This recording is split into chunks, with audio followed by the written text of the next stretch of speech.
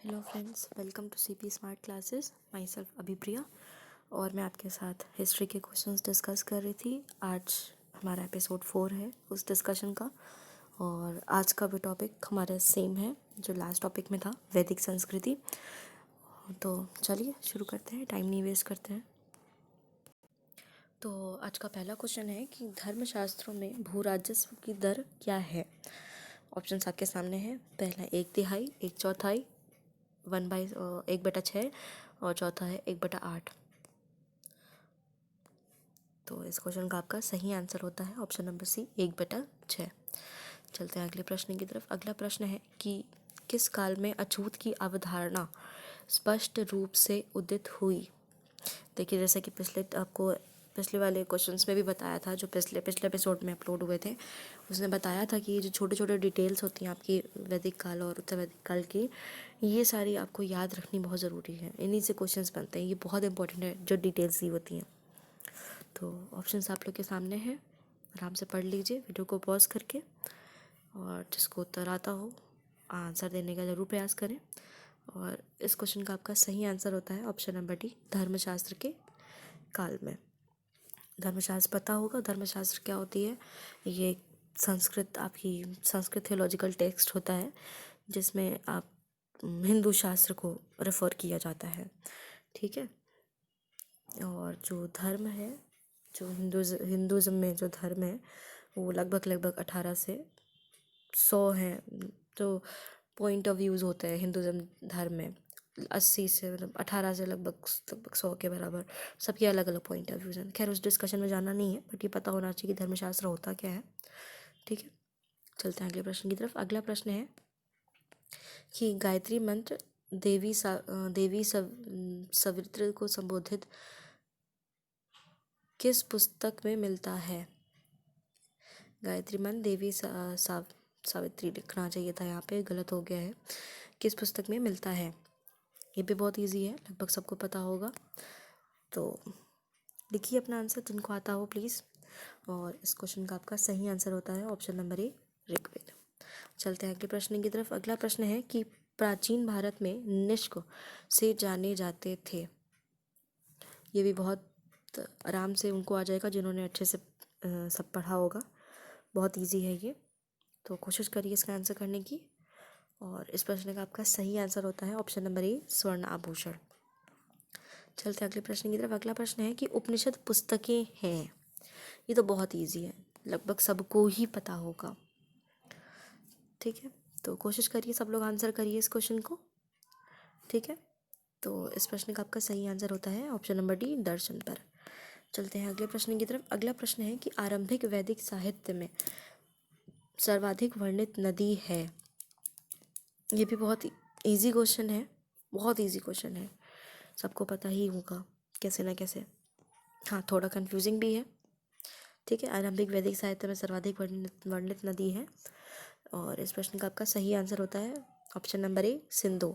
अब आप लोग को डाउट गंगा और सिंधु में हुआ होगा, तो इस क्वेश्चन से आपको क्लियर हो गया होगा, आई होप सो।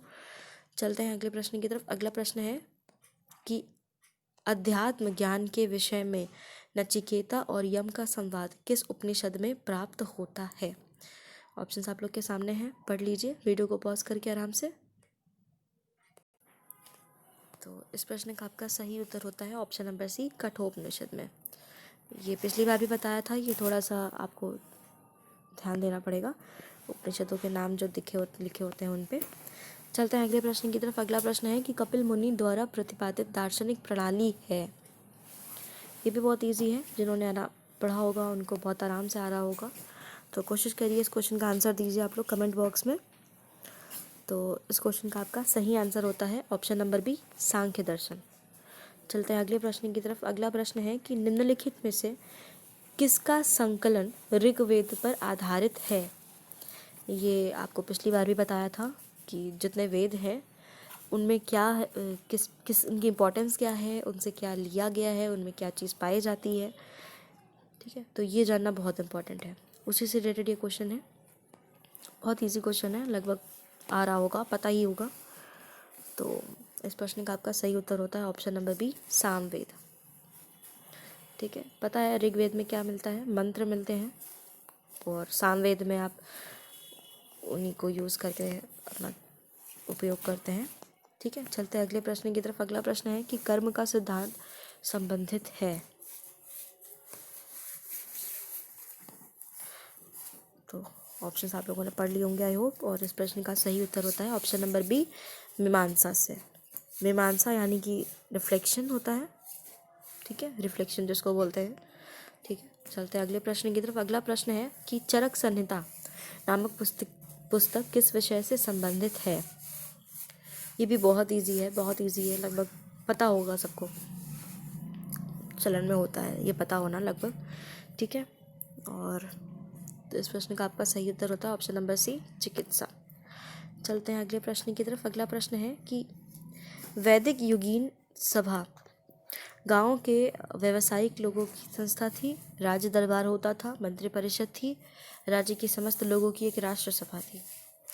तो ये तो पता होगा, ये जो वैदिक काल में आपकी सभा थी उसका क्या अर्थ होता था। तो इस प्रश्न का आपका सही उत्तर होता है ऑप्शन नंबर सी, मंत्रिपरिषद थी।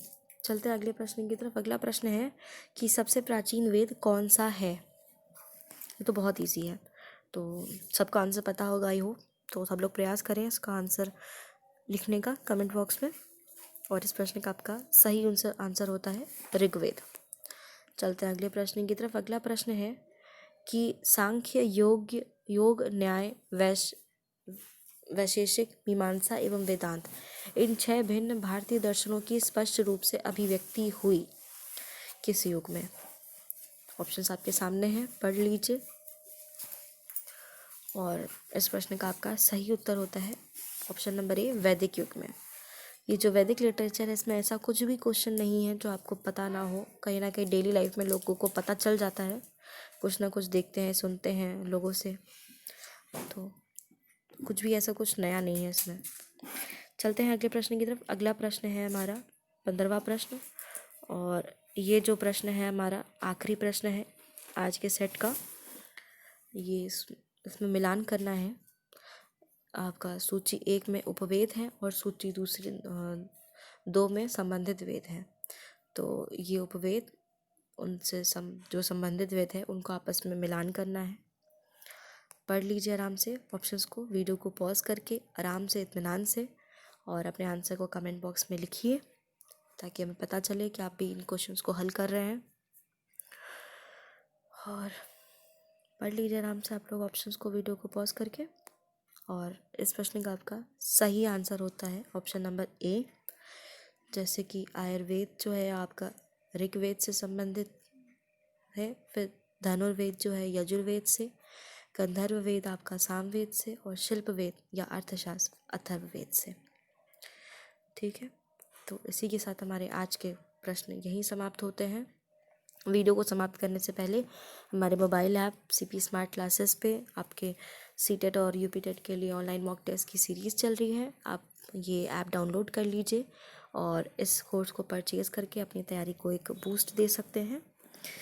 ठीक है, वो ऐप आप लोग को प्ले स्टोर पे आराम से मिल जाएगा सीपी स्मार्ट क्लासेस के नाम से। ठीक है, बस इतनी सी इन्फॉर्मेशन थी, तो आज के लिए बस इतना ही। इसी के साथ पीडीएफ को समाप्त करते हैं। Thank you.